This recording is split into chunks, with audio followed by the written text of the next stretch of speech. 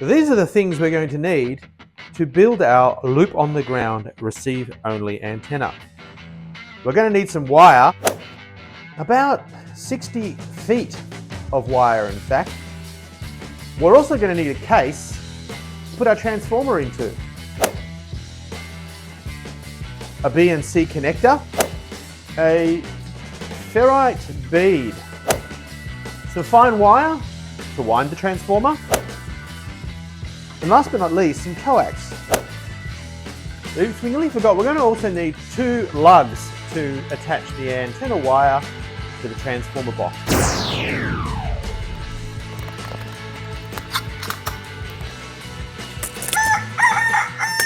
Hello and welcome to another episode of The Art of Engineering.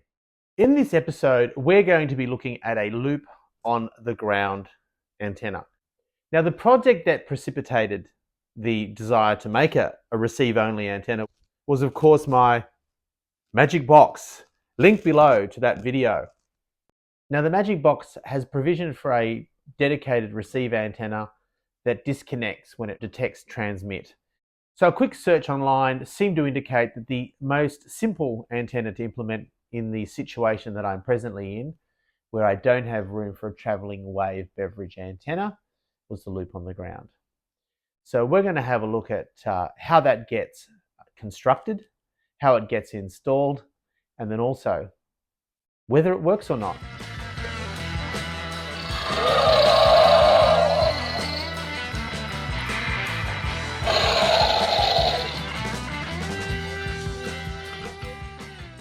Oh, well, hello there. We've been busy homebrewing tonight, and I thought it might be fun to make a start on the loop on the ground antenna. Now, the ferrite core I've got is tiny, way too small, I think, but we're going to give it a crack and see if we can get the wire through it. If not, it'll have to be plan B and maybe look through what other toroids we've got. But I'm just going to drill a hole for the Oi. Yes, Mr. Bean.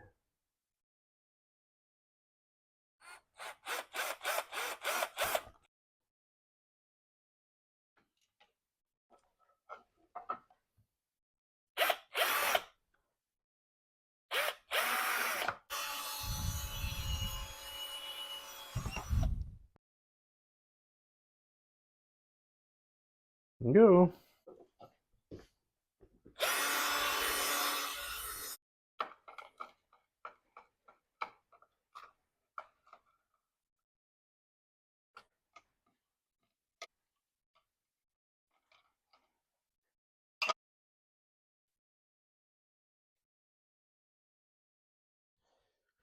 I find when trying to do connectors for antennas and whatnot, using a higher wattage iron, especially with something that's got a bit of metal on it like that, you've got to be careful because you can melt cheaper connectors, but I do find that it's a good way to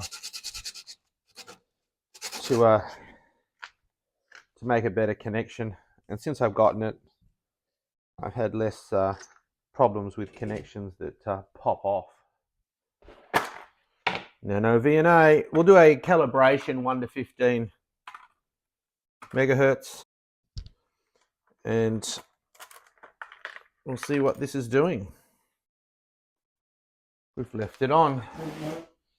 Brilliant.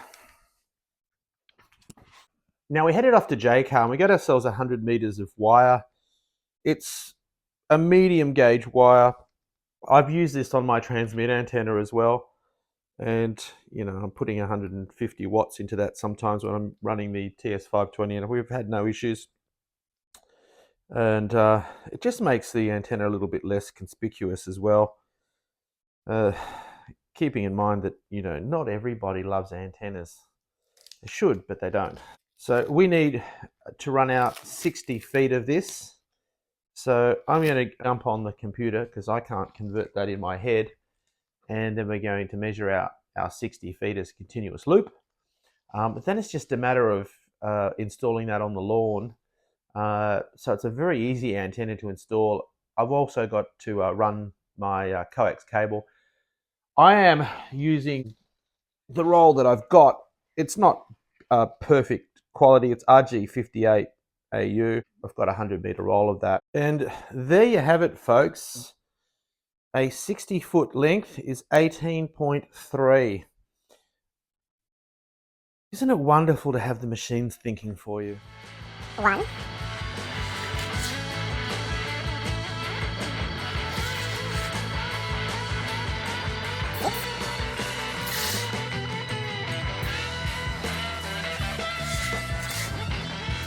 14.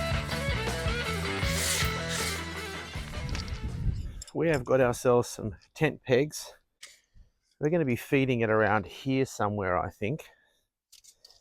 And we need to go out 4.6 meters.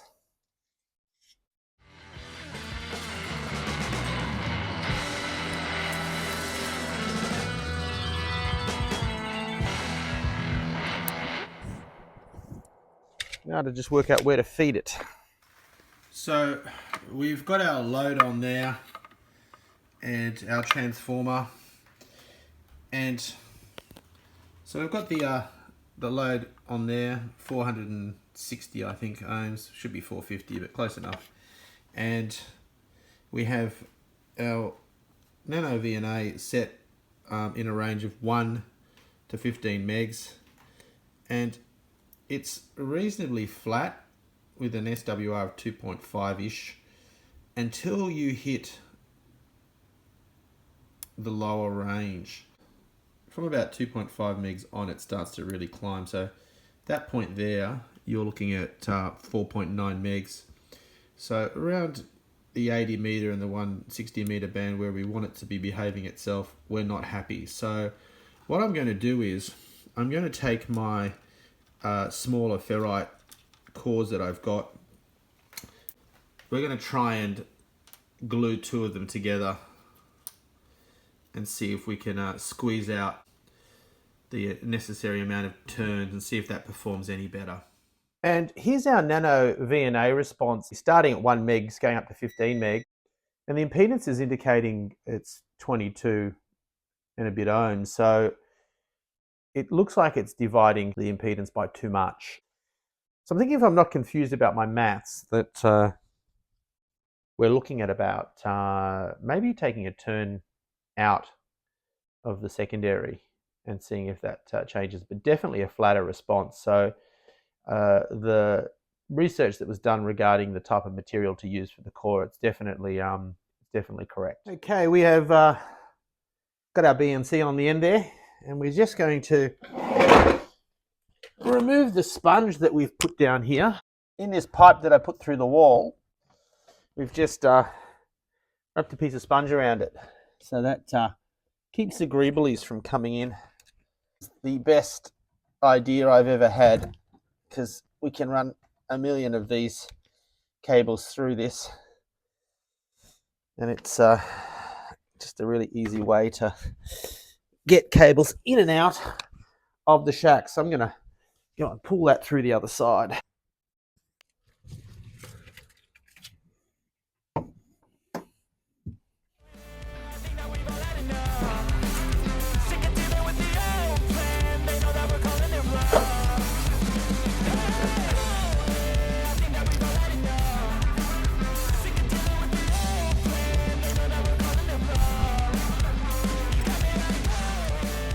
And this is the trace with number 73 ferrite material as per the recommendation, and a lot flatter.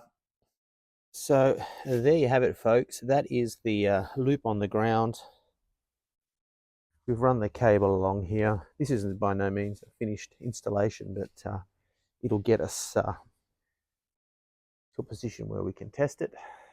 And the loop runs along here to the box, and then just got it pegged out on the lawn.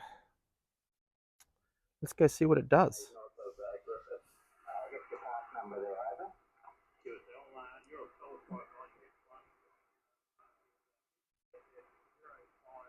This is a Parkes activation in VK4, so Queensland. So it's probably about 1,000 kilometres away. And this is currently on the end-fed half wave. going into the AirSpy Discovery.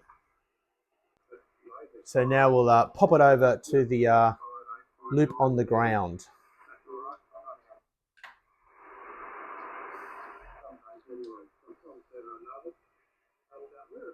That's the loop on the ground.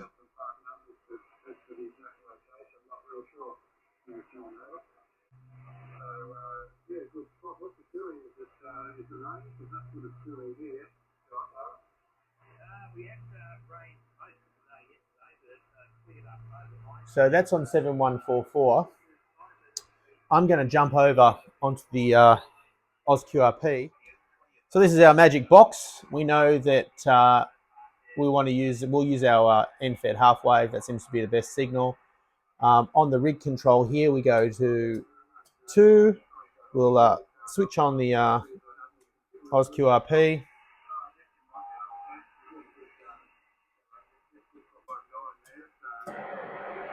It's rig 1, 40 meters. I need to write all this stuff down. And on the AirSpy at 7144. Victor Kilo 2 Alpha Oscar Echo.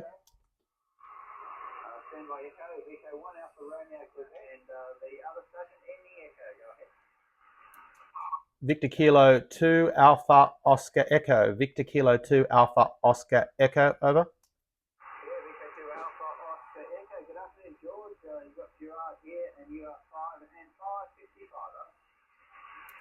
Romeo, that 55. You're about a 5 and 7 here. I'm just testing a loop on the ground antenna. I'm QRP, double sideband, about 5 watts. And we're just trying to marry the SDR AirSpy with a loop on the ground as a receiving antenna. So I've got a bit of a pan adapter. Anyway, I'll leave you to it. Have fun with the activation and good luck with the rest of the day. Over.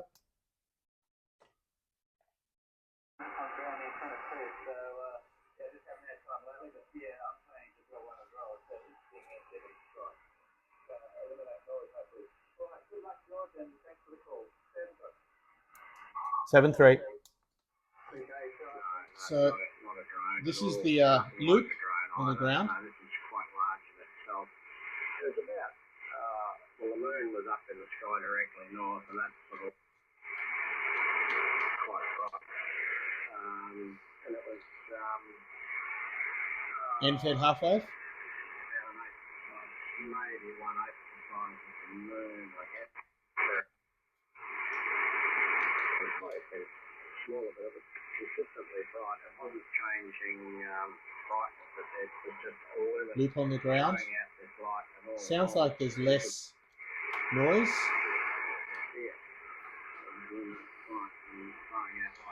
And now vertical. That's the vertical. The aircraft fly around, you always see the light change. You know, there's no.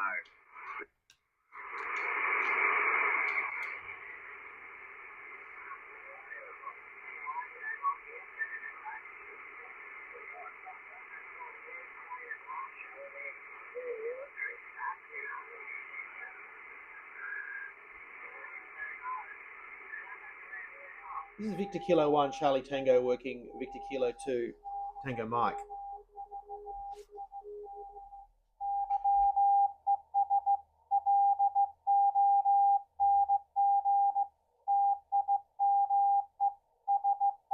This is the loop on the ground, and this is what it sounds like on the OzQRP.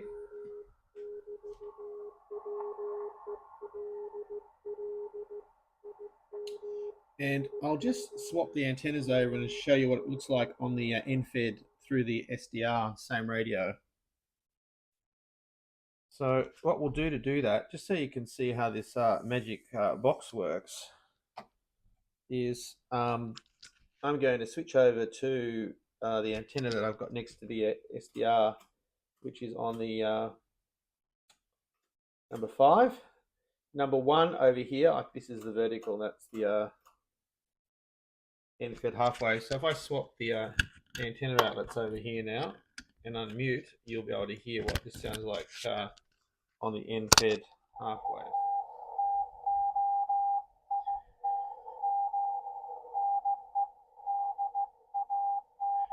So that is the end-fed half wave, and this is the loop on the ground.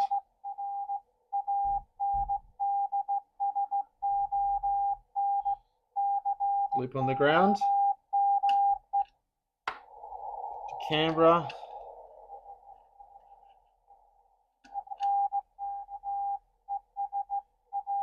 So there isn't a huge amount of difference, but there's not a lot of noise happening at the moment. This is a VK5 to a VK4 on the 40 meter band on the loop on the ground. The sideband over and whereas the digital radio outfits, they remember everything, don't they? So the last frequency you use and your shift bands, it comes back and it's got the right sideband for you. So yeah, they really do store you. And I'm sure we'll have to deal with this. So we'll just swap over to the inverted V. Great run on the wet grass. He goes it And that's our inverted V. I'd say that's slightly stronger on the signal. And we'll go to the vertical L. I pulled it apart today and I got myself another cable. Vertical And L. got the machine working again. Inverted V. It was a broken airplane in the 8. And back down to loop on the ground. It pushes out through the back of it there, and I drilled it out and folded a bit of copper wire onto the element on the other side and pushed it in. That got jammed, All which was pretty an good. easy thing to do because it was rolling through. But I'm hearing you quite well. That audio, you really hammering out. So still on loop on the ground. 2100. Bit of QSP. Loop on the ground. Inverted V. I would say for this station, inverted V is definitely a better signal. I think I put an ALC circuit in as well.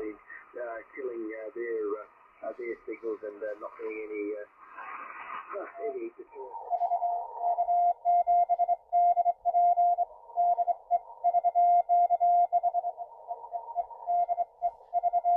All right, check this out. This is a VK7 station, Tasmanian station, loop on the ground. Yeah, we're going to do a comparison between this Tasmanian station, loop on the ground, and on the inverted V.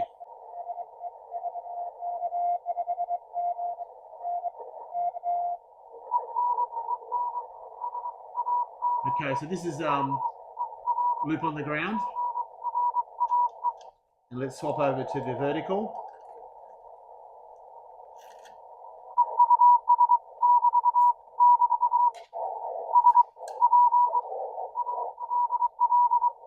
That's the inverted V, VK7.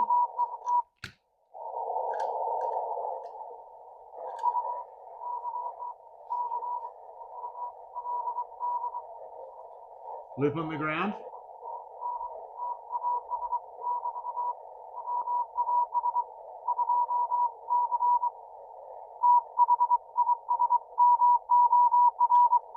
And this is the inverted V.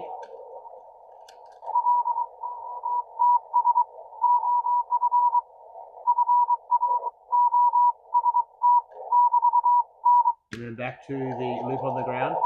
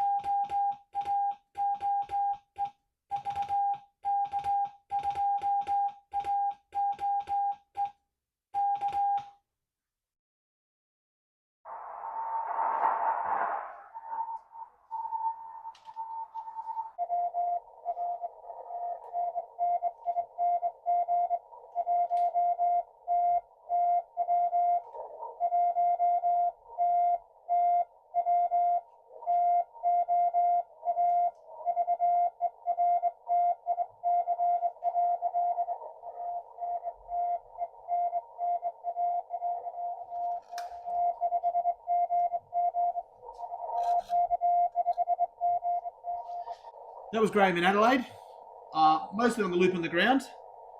And in fact, at a certain point in that QSO, the noise did come up and I did need to go to the loop on the ground. So this thing's working really, really well into Adelaide, but I'm going to swing the camera around and we're going to have a chat about some of the plans that we have for this receiving only antenna. So as you can see from the limited amount of time I've had with this antenna, I'm already starting to realize that there'll be signals where it's actually better, signals where it's worse. There'll be noisier band conditions on some days and quieter band conditions on other days. And just this evening, after having a chat to South Australia, which the antenna seems to work really well on, detecting signals coming from south or north, especially Tasmania, Adelaide, places like that. The antenna seems to receive those signals really, really well. After I finished communicating with South Australia and Graham in South Australia, my mate Chris, VK2NAP, I gave him a call and we started having a chat, and we decided to fire up some rigs and just do a bit of mucking around. He's got a very small loop antenna, which is a top secret project that we'll be discussing in another video, maybe a collaboration at another date. And he had that fired up, just leaning up against the wall in Marrickville, about 7 or 8 kilometers away. And he managed to get down to as low as, I think 5 watts, maybe even lower than that. And I had the loop on the ground going, and it was receiving very well over that very modest distance, obviously.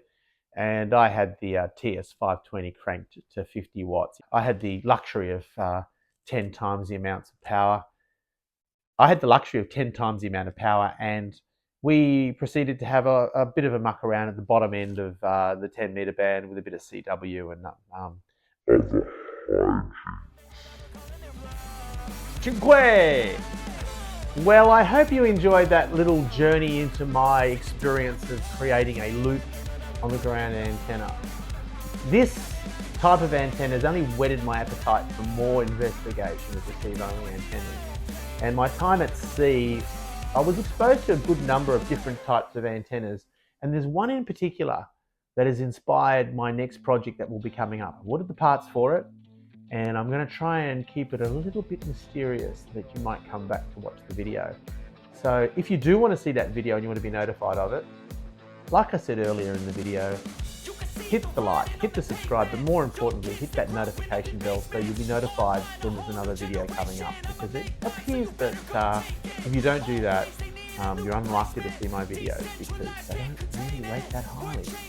7-3, and I shall see you in the next episode of The Art of Engineering.